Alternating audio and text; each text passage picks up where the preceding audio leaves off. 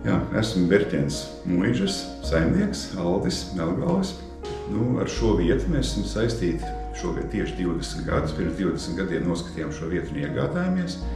10 gadus atpakaļ otru jubileju. Mēs esam pilnībā pārvākšies uz šejienu un dzīvojam.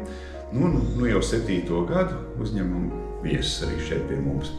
Jā, tas, ko mēs piedāvājam, varbūt atšķirībā no citām līdzīgām vietām, ir šis te ļoti individuālā, klusā pieeja. Mums ir tikai 4 numuriņi, maksimums mēs uzņemam 10 viesus. Tā ir nakšņošana, tā ir ēdināšana, un tas ir individuāls spā apmeklējums, kas mums ir vēsturiskās ēkas pagrabā izvietots. Tāds spā kompleksiņš, kur atkal viesi ir viena paša, nekad nesatiekās ar citiem viesiem. Esam pašreiz 10 hektāru teritorijā ar kilometru upes krasta, ar pastaigu takām. Tieši tā, lai var baudīt šo mieru, šo lauku klusumu.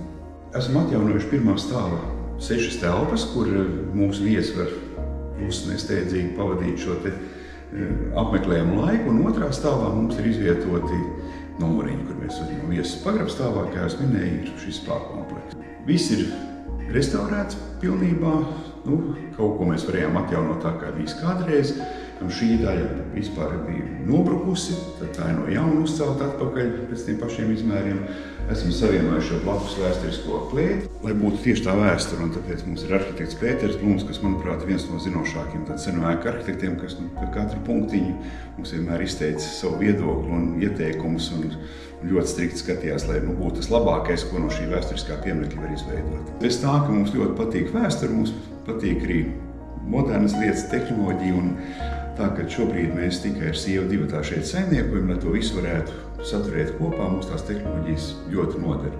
Tāds viens no lielākiem ieguldījumiem, ka neatpelnās naudas ziņā, bet dod šo te komfortu un šo arī mums un viesiem ērto visu to darbību, ir gudrās mājas vadības sistēma. Tas pilnīgi automātiski slēdz iekšā apkures gaismas, ka paliek tumšs, tad logu gaismas ieslēdzās, vakarā, ka visiem jāiet gulēt, gaismas tiek izslēgts. Vēdināšana slēdzās ar signalizāciju kopā savienotiem kustības sensoriem. Ja es ieeju mācīstabā, man automātiski ieslēdzās vēdināšana. Jādomā, vai ieslēgsies vai neieslēgsies, kad izslēgsies, ja tas viss ir ļoti tāds optimizēts, lai to visu varētu pārbaudīt. Visi veidos tā, lai nevis to redzētu, kā tas viss darbojas, bet tieši otrādi, lai tas viss notiktu ierīgi neredzami, viesiem netraucējot. Visa vadība ir caur datoru, un mēs varam, atrodoties ārpus mājas Rīgā un sazinoties ar viesi, kurš gatavojās kaut kad tuvākajā laikā ierasties, jau braucot uz šejienu, jau iedarbināt visas vēdināšanas apkures un tā tālāk. Tas viss tātad ir šī te iespēja attālināt to visu vadīt. Tāpat arī elektrību mēs varam izmantot mūsu biržas kursus. Mēs sildām māju tajā brīdī, kad biržā ir zemākas elektrības cenas.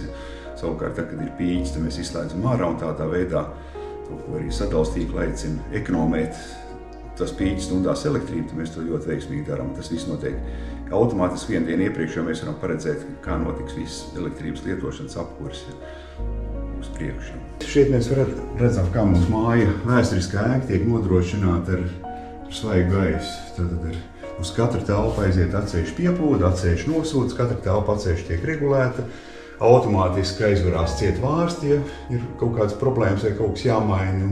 Un visur tiek izmantot rekuperācija. Tas nozīmē, ka ziemā siltais gaiss iziet uz ārpusi, uzsilda ienākošo gaisu, un tagad ārā ir -10 grādi, mums pēc papildus piesildes ir 15-17 grādi iepūš iekšā. Mēs tikai atsevišķo starpību pasildam, lai ēkā būtu komfortablāka temperatūra. Tas ir zemes siltumsūknis.